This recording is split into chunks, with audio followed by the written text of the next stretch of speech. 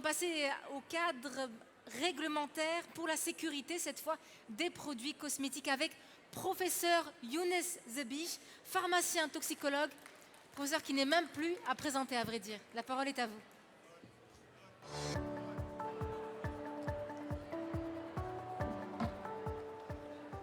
C'est à l'envers, c'est comme ça. Ça va. Très bien.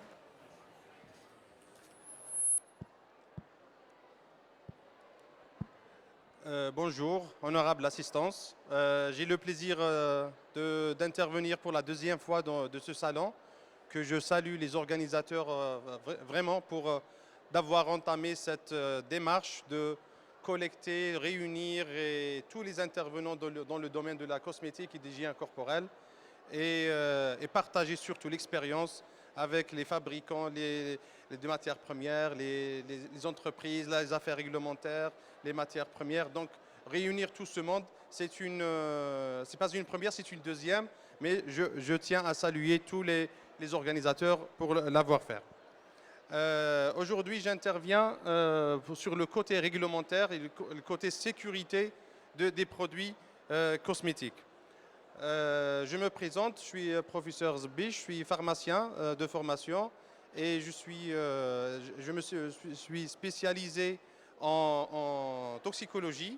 Après, j'occupe le poste de chef département de pharmacie industrielle au sein de la faculté de pharmacie d'Alger et je suis responsable pédagogique du master en cosmétologie et en dermopharmacie.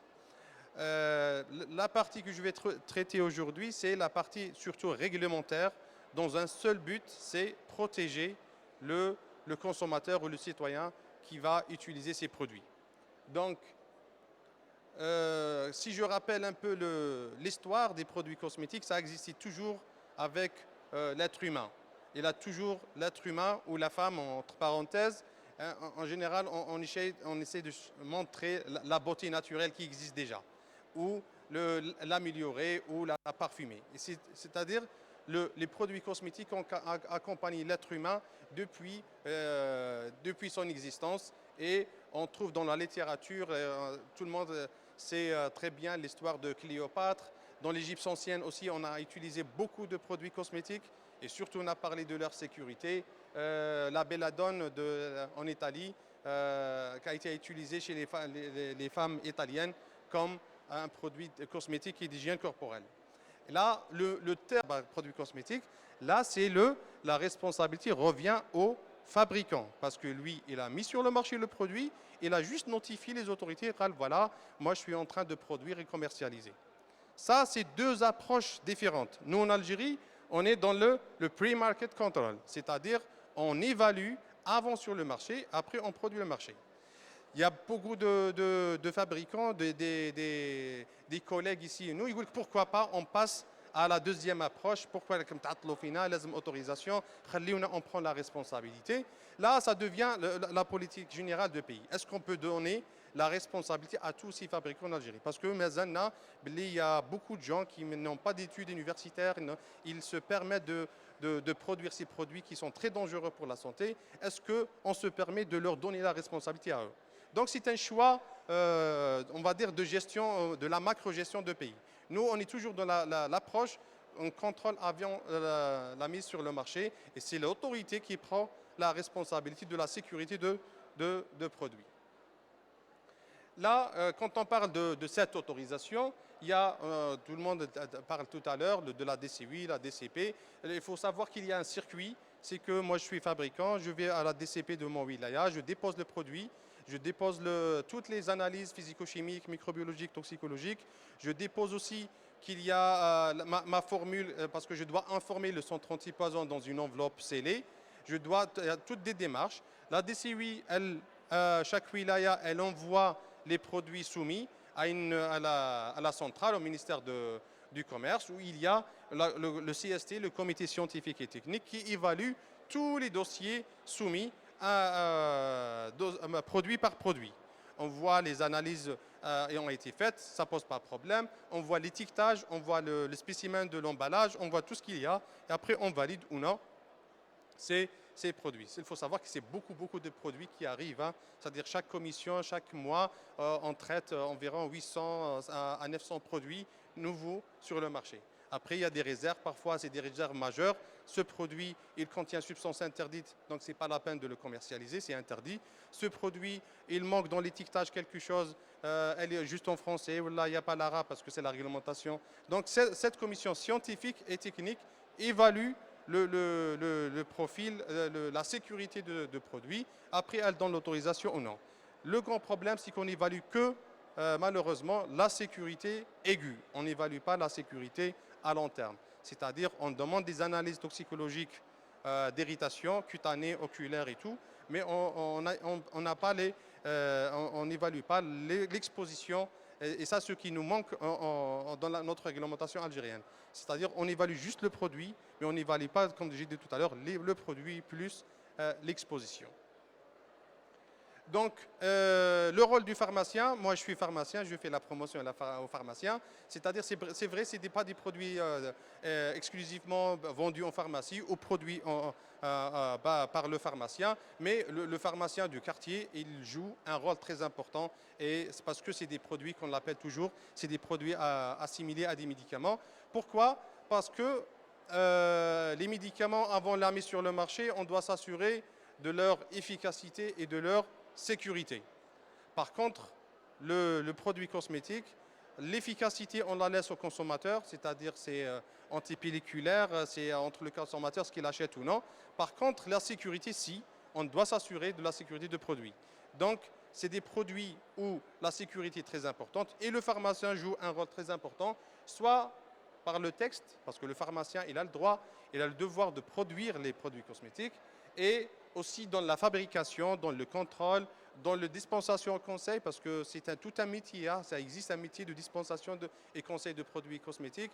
Il n'y a pas un médecin qui prescrit un médicament, mais là, c'est l'utilisateur final, c'est lui qui décide ce qu'il va prendre ou non. Il a besoin d'orientation et de conseil, et le pharmacien, il a les prérogatives pour le faire. Il participe aussi à la réglementation et à la cosmétovigilance.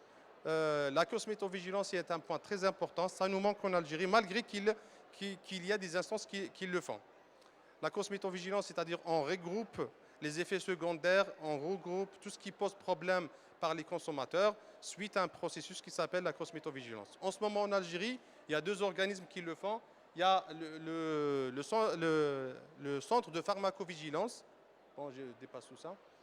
Le centre de pharmacovigilance qui a par mission de regrouper les effets secondaires des médicaments. Mais quand même, il a fait une extension de ses activités. Il fait la cosmétovigilance, malgré que ça n'existe pas dans le texte. Mais malich, l'essentiel qu'on a un retour et un feedback de sécurité. La même chose aussi, c'est le Centre national de toxicologie qui fait la toxicovigilance. Et il traite aussi le retour et le feedback des produits cosmétiques. Ça pose problème. Et heureusement que ces deux organismes sont des voisins. Donc, ils peuvent communiquer très rapidement la communication entre eux, en attendant de cadrer bien cette cosmétovigilance.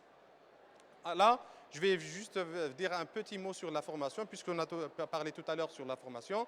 Il faut savoir qu'on a commencé pour la première fois en Algérie une formation professionnelle, académique en cosmétologie, en dermopharmacie à la faculté de pharmacie d'Alger.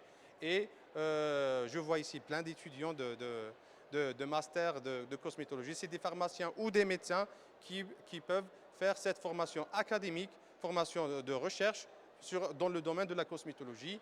Et dans l'objectif, c'est une formation sur 2 ans, hein, ce n'est pas sur 3 jours, 4 jours. C'est une formation vraiment approfondie, soit avec un volume horaire de 2400 heures d'enseignement entre présentiel et en ligne, soit pour déjà ça commence par un stage de dermatologie dans un service d'ophtalmologie pour connaître la peau, pour connaître les pathologies, pour connaître, c'est-à-dire le côté médical des choses. Après, ils font aussi des stages de formation sur la fabrication, la formulation, le contrôle de l'efficacité, le contrôle de la sécurité. Et en parallèle de tout ça, il y a des matières transversales pour préparer notre étudiant dans le domaine de l'entrepreneuriat. Inch'Allah, quand il termine son master, il sort avec sa propre boîte, avec tout l'entrepreneuriat, le marketing, et il connaît tout ce qu'il le faut pour produire sa boîte.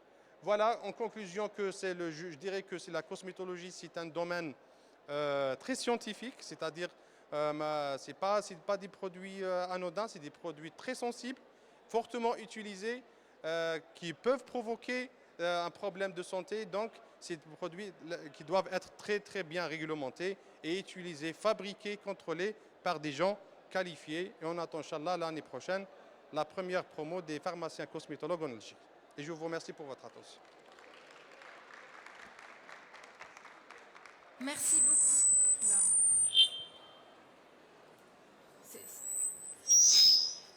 Merci beaucoup, professeur Younes Zebich. Alors, y aurait-il peut-être une question?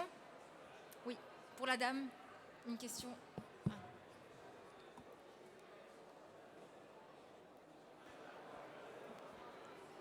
Merci pour cette précieuse conférence. Je me présente, je suis pharmacienne d'officine. Mais j'aimerais bien vous poser une question concernant la réglementation. Bon, l'État algérien a proposé beaucoup de réglementations, mais il reste le produit cosmétique en lui-même. Il est vendu par n'importe qui et n'importe lequel. Donc, est-ce qu'il va y avoir une réglementation concernant la dispensation des produits parapharmaceutiques? Parce qu'ailleurs, dans les autres pays, bien sûr, il y a des parashops. Et le parashop, il y a toujours un pharmacien avec une équipe qui est sous son autorité. Oui. Pourquoi la réglementation algérienne n'a pas touché la dispensation des produits cosmétiques? Oui, je vous remercie pour cette question. C'est vrai, on aurait aimé que ça soit vendu, je veux dire, par un professionnel, ce n'est pas par un pharmacien. Parce que si on voit toutes les catégories des produits cosmétiques, il n'y a pas que les pommades, hein, c'est-à-dire le parfum, il y a tout ce qui... On ne peut pas faire l'exclusivité des parfums aux pharmaciens. Mais je suis d'accord avec vous pour certains produits où il y a un accompagnement de traitement, il y a un visé entre parenthèses dermatologique, pourquoi pas les rendre exclusifs aux pharmacies d'officine. Ou des produits, on va dire, où le seuil de risque il est un peu élevé. S'il y a une interaction avec un médicament, je suis d'accord avec vous. Ça demande de travail à long terme, hein, c'est pas dans le jour au lendemain, parce que c'est des produits, on va dire que dans n'importe quel quartier, il y a un petit endroit où on vend les produits cosmétiques. Pour enlever tout ça à ces produits, à ces gens et à ces points de vente, c'est très difficile. Donc, je pense que le travail, c'est dans le catégoriser certains produits, comme le travail en ce moment pour les compléments alimentaires. Bientôt, ça sera les vitamines et les sels minéraux qui vont être exclusivement en officine. Pourquoi pas aussi certaines catégories des produits cosmétiques où le risque il est un peu élevé, ou la notion de traitement accompagnateur pour la catégoriser, pour la vente en officine. Je suis très d'accord avec vous. Merci infiniment. Applaudissements s'il vous plaît pour professeur Younes Zebich, pharmacien toxicologue. On arrive à la